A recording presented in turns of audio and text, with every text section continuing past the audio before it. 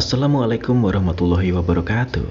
Selamat datang kembali di channel Kala dan masih bersama saya Yoga Pratama.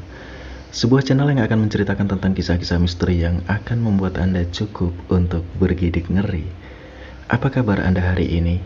Semoga Anda yang sedang menonton channel ini selalu diberikan kesehatan, diberikan rezeki yang berlimpah, dimudahkan segala urusannya, serta selalu dalam perlindungan Tuhan Yang Maha Esa. Kali ini saya akan melanjutkan membacakan sebuah kisah misteri dengan judul Gending Alas Mayit, yang tentunya masih ditulis oleh Ed Dioseta. Tak lupa juga saya mengucapkan terima kasih untuk beliau yang telah mengizinkan saya untuk membawakan kisah ini. Seperti biasa ya sobat, Anda juga bisa mengunjungi tweet beliau yang sudah saya sertakan linknya di kolom deskripsi. Baiklah, tanpa berlama-lama lagi, Anda pasti sudah penasaran bukan bagaimana kelanjutannya? Langsung saja kita menuju ke kelanjutan kisahnya.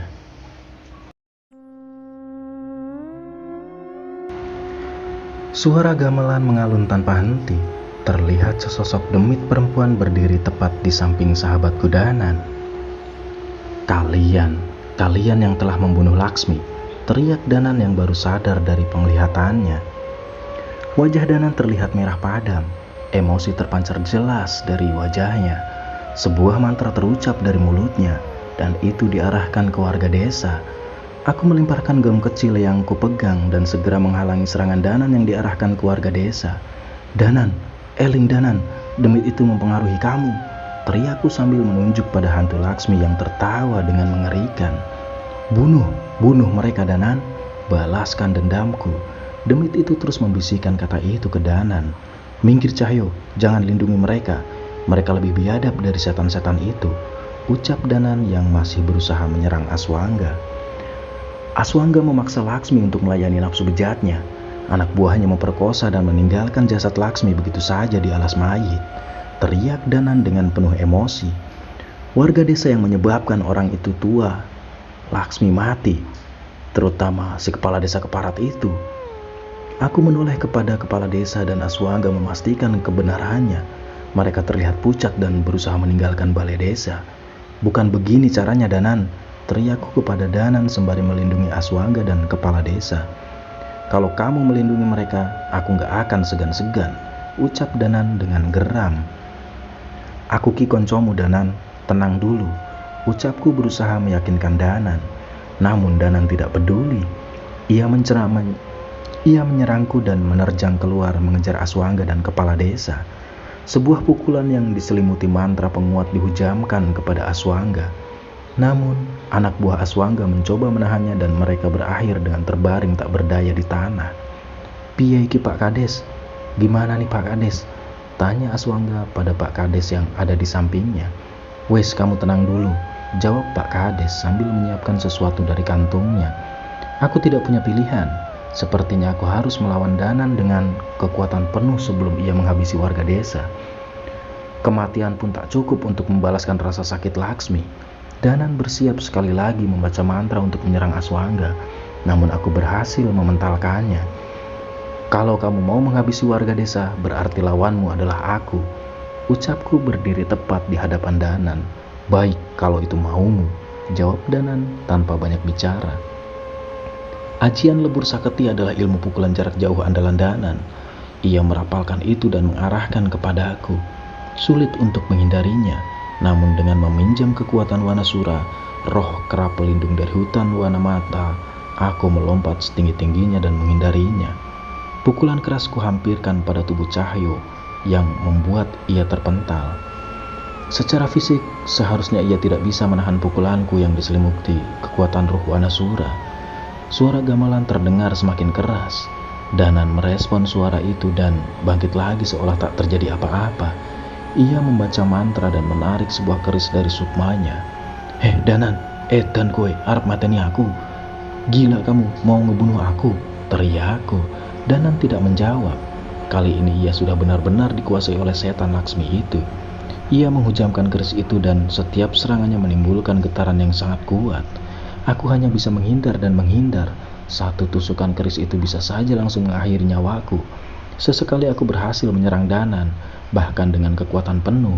Namun, suara gamelan kembali memaksa Cahyo untuk menyerangku. "Mati kalian semua, harus mati." Hanya ucapan itu yang terus keluar dari mulut Danan saat menyerang dengan kerisnya. Seandainya aku punya mantra pemanggil seperti Danan, mungkin aku bisa memanggil geni Baraloka untuk memulihkannya. Tapi sepertinya tidak ada pilihan lain. Aku harus memanggil tubuh fisik Wanosura untuk melawan Danan dengan bayaran sebagian dari umurku. Sebuah pukulan ku hantamkan ke tanah. Danan dan seluruh benda yang ada di sekitarku terpental. Setidaknya jarak ini cukup untuk membuatku melakukan pemanggilan. "Danan, jangan dendam padaku." Aku membentak posisi meditasi dan merapalkan sebuah mantra pemanggil. Namun, belum sempat selesai suara pukulan gong besar terdengar dari dalam hutan. Nada gamelan mulai berubah, rasa panas terasa dari dalam tubuhku. Alunan nada gamelan terngiang tanpa henti di kepalaku, yang memaksa tubuh ini untuk mengikuti iramanya. Pak Sardi, gunakan tabis watu ringin itu," perintahku pada Pak Sardi untuk menghilangkan kutukan ini dari tubuhku. Namun sepertinya tidak sempat. Pukulan Danan sudah dihadapkan ke wajahku dan membuatku terpental. Ia mengejar dengan keris di tangannya dan bersiap menghunuskan kepadaku. Suara pukulan gong dari tabuh watu ringin mendengung. Kutukanku terlepas. Aku berhasil menggerakkan tanganku dan menahan keris Danan walau dengan luka di tanganku. Sekali lagi pukulan keras dihujamkan Danan padaku. Kali ini dari jarak dekat yang membuatku memuntahkan darah kental berwarna merah dari mulutku. Mati di tangan sahabatku sendiri sama sekali hal yang tak pernah kupikirkan. Namun, saat ini keris pusaka yang sudah berkali-kali menyelamatkan nyawa kami sudah berada di depan wajahku untuk menghabisi nyawaku. Tepat sebelum keris itu menusuk jantungku, sesosok makhluk terbang dari arah hutan dan menendang Danan hingga terpental. Eyang Widarpa," ucapku yang terheran dengan kemunculan sesosok demit kakek tua berambut putih. Ia sama sekali tidak menoleh kepadaku dan terus mengejar dan menghajar Danan. Terlihat Danan kewalahan menghadapi makhluk yang mengaku sebagai leluhurnya itu. "Bocah asu, iso-isone kok dipengaruhi demit koyong ini.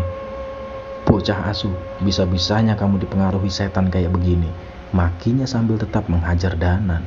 Merasa terancam dengan kehadiran Eyang Widarpa, Roh Laksmi meninggalkan Danan dan bersiap menyerang Pak Kades. Aku mencoba berdiri, namun sepertinya lukaku cukup serius. Pak Kades berlari hingga terjatuh.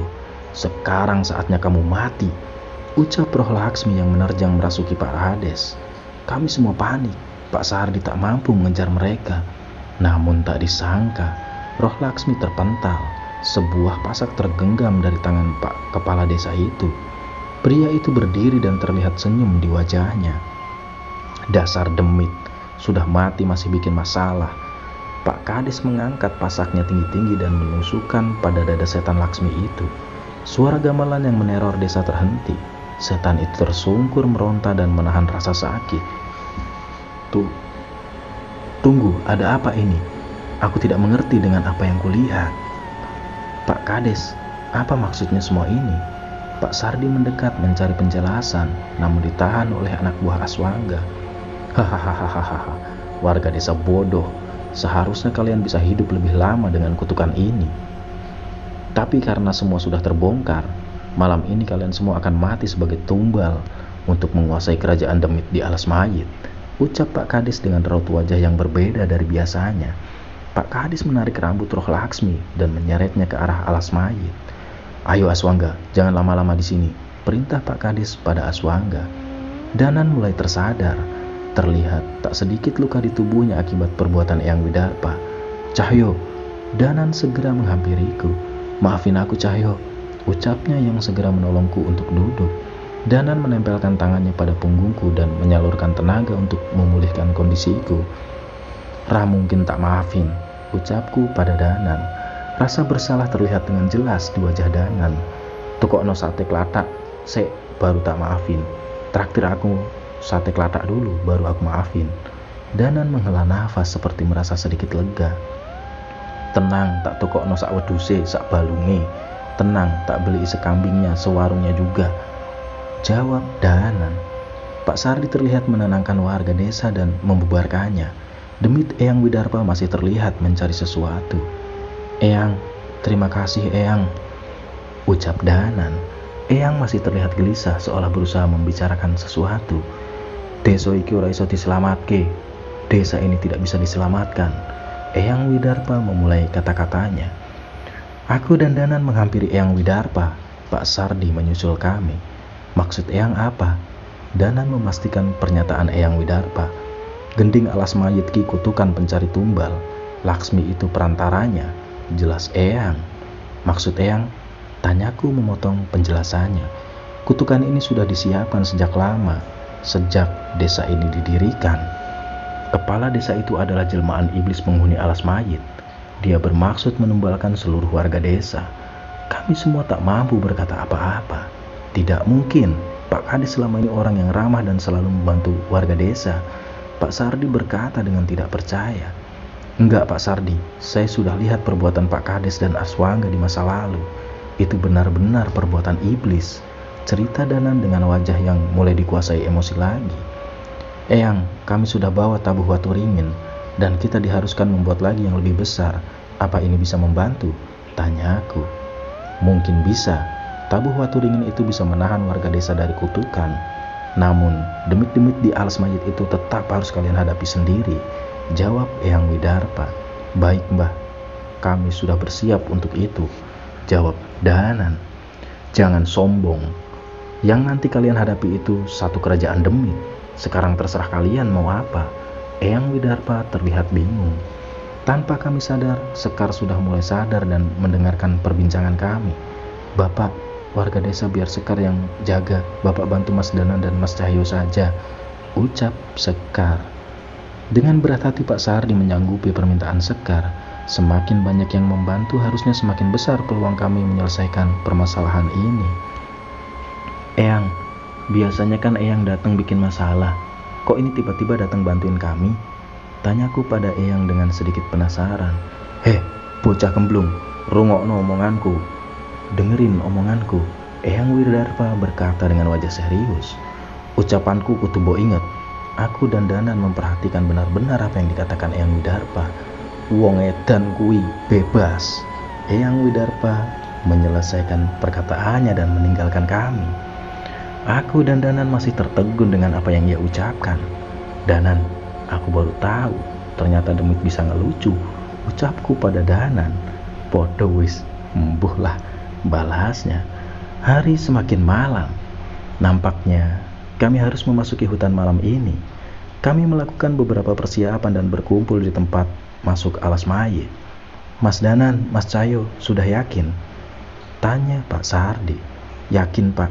Pak Sardi jangan memaksakan diri ya," ucapku padanya. Sejenak aku teringat dengan kejadian di Imah Lewung saat Bragaswana membunuh Pak Kuswara. "Hati-hati, kita udah disambut," ucap Danan pada kami. Dari dalam sebuah hutan yang gelap terlihat makhluk-makhluk halus penunggu hutan sudah menanti kami. Yang mengerikan, setan-setan ini tidak memiliki tubuh yang utuh dan bentuk yang bermacam-macam. "Cahyo, jangan diserang dulu. Aku mau mencari tahu sesuatu," ucap Danan. Danan menarik sebagian dari api geni baraloka yang tumbuh besar di perbatasan hutan dan menyerang sesosok makhluk berwujud nenek tua yang hanya memiliki satu tangan. Setan itu terbakar dan meronta. Namun tak lama, wajah busuk makhluk itu kembali menyerupai manusia. "Jadi, ini kekuatan geni baraloka milik Pak Le?" tanyaku pada Danan. "Kekuatan yang luar biasa. Pemilik ilmu ini pasti sudah mencapai tingkat kebajikan," ucap Pak Sardi yang terkesima dengan ilmu milik Pak Le itu. Danan menghentikan serangannya ketika makhluk itu mulai tenang. "Benar, tapi bukan itu yang mau tak pastikan," ucap Danan sambil mendekat ke roh nenek itu. "Nek, apa nenek sudah tenang?" tanya Danan. "Terima kasih Cu, nenek gak ngerasain sakit lagi," ucap makhluk itu kepada Danan. "Maaf Nek, sebelum nenek pergi, bisa sedikit membantu kami menceritakan ada apa di alas mayit?" ucap Danan pada makhluk itu. Danan benar, ada baiknya kami mencari tahu kondisi terlebih dahulu sebelum masuk ke dalam. Nenek itu mengangguk dan mulai bercerita pada kami. "Jauh di zaman dulu, jauh sebelum ada desa di tempat ini, hutan ini adalah sebuah kerajaan. Layaknya sebuah kerajaan, mereka memiliki patih yang memegang wilayahnya masing-masing. Kerajaan ini sangat kuat dan hampir tidak pernah kalah perang. Namun, semua berubah ketika saat perayaan kemenangan. Sang raja memanggil sekelompok pemain gamelan, sinden, dan penari untuk menghibur para prajuritnya. Para pejabat sangat senang dengan permainan dari mereka. Hampir semua keinginan para pemain itu dipenuhi oleh para pejabat. Sampai akhirnya, keinginan mereka berubah menjadi hal yang mengerikan. Untuk memainkan pertunjukan, kelompok gamelan ini meminta 27 pasang telinga yang harus dipersembahkan sebelum pertunjukan. Awalnya, para pejabat heran. Namun karena kerajaan masih memiliki tahanan perang, akhirnya dipotonglah kedua daun telinga tahanan itu untuk memenuhi permintaan mereka. Namun, ternyata itu hanya permulaan. Permintaan menjadi semakin mengerikan. Telinga, lengan, jari dalam jumlah yang tidak sedikit. Ketika kehabisan tahanan, mereka menggunakan warganya sendiri untuk diambil bagian tubuhnya. Maka, setiap terdengar suara gamelan dari istana, warga akan bersembunyi atau meninggalkan kerajaan untuk menghindarkan diri dari permintaan kelompok gamelan itu. Semua menjadi mengerikan ketika tanpa sepengetahuan raja, kedua patih jatuh cinta dengan si penari. Mereka berebut untuk menarik perhatian wanita itu dengan memberikan apa yang dia mau. Warga yang harusnya dilindungi oleh patih kerajaan dibantai dan dimutilasi untuk diberikan kepada si penari. Apabila penari itu puas, ia akan menemani sang patih semalaman. Hal mengerikan terjadi lagi ketika si penari meminta untuk menjadi ratu kepada dua patih itu. Pemberontakan terjadi, korban bergelimpangan di mana-mana. Kedua patih mencoba membunuh raja, namun diselamatkan oleh seorang patih yang masih setia. Karena tak mampu menahan pergolakan yang terjadi, sang patih dan raja mengajak warga yang masih bisa diselamatkan untuk meninggalkan kerajaan. Namun, karena merasa bersalah dengan apa yang terjadi, raja kembali ke kerajaan seorang diri. Sang raja menantang kedua patih untuk bertarung dengan posisi raja sebagai hadiahnya, dengan syarat pertarungan dilaksanakan di benteng istana, disaksikan semua para pengikut patih dan diiringi oleh kelompok gamelan itu. Permintaan disanggupi. Seluruh pengikut kedua patih berkumpul menyaksikan. Benteng istana menjadi dipenuhi oleh orang-orang yang sebelumnya saling bertarung. Rupanya sang raja memiliki rencana. Di tengah pertarungan, ia menggeser beberapa batu pondasi dan menggunakan ajian ilmu peremuk bumi untuk menghancurkan benteng dan mengubur semua manusia yang ada di sana termasuk dirinya. Nenek itu mencoba menyelesaikan ceritanya. Lantas, mengapa sekarang tempat itu dipenuhi oleh banyak demit, Nek? Tanyaku. Penari itu ternyata jelmaan iblis laknat. Semua permintaan itu adalah tumbal untuknya. Semua warga yang mati karena permintaannya kini menjadi demit. Dan kami hanya bisa menghilangkan rasa sakit bila meminum darah manusia, jelasnya. Sekarang ia tinggal di Sendang Banyu Ireng, tempat di mana kerajaan itu hancur, dan seorang patih biadab itu menjelma menjadi manusia yang mendirikan desa di ujung hutan ini. Ia sudah beberapa kali merubah wujudnya. Kami segera memikirkan tentang kepala desa. Bisa jadi setan patih kerajaan ini menjelma menjadi seorang kepala desa untuk mengumpulkan tumbal si demit berwujud penari itu. Terima kasih, Nek, semoga tenang di alam sana, ucap Danan sambil melepaskan ruh nenek itu yang perlahan menghilang. Setelah mengetahui kondisi di alas mayit, kami masuk ke dalam hutan yang dikelilingi oleh makhluk halus, korban pembantaian dan yang diceritakan tadi. Mas Danan, demit-demit ini jangan dihabisi. Biarkan geni baraloka bertambah besar dulu, biar nanti saya yang menenangkan mereka, ucap Pak Sardi pada Danan. Terlihat rasa simpatik muncul dari ucapan Pak Sardi setelah mendengar cerita dari hantu nenek tadi. Baik Pak Sardi, kita gunakan geni baraloka seperlunya saja, balas Danan. Kami membaca ajian pelindung dan berusaha meninggalkan demit itu, tanpa pertarungan dan terhenti di sebuah sendang yang digenangi air berwarna hitam. Di atas sendang itu telah berdiri bangunan candi dengan batu berwarna hitam dan sebuah gong besar yang terletak di tengah sendang. Mataku melihat sekitar, mencari kayu pohon beringin tua yang sudah membantu seperti yang diceritakan Bahar Usman.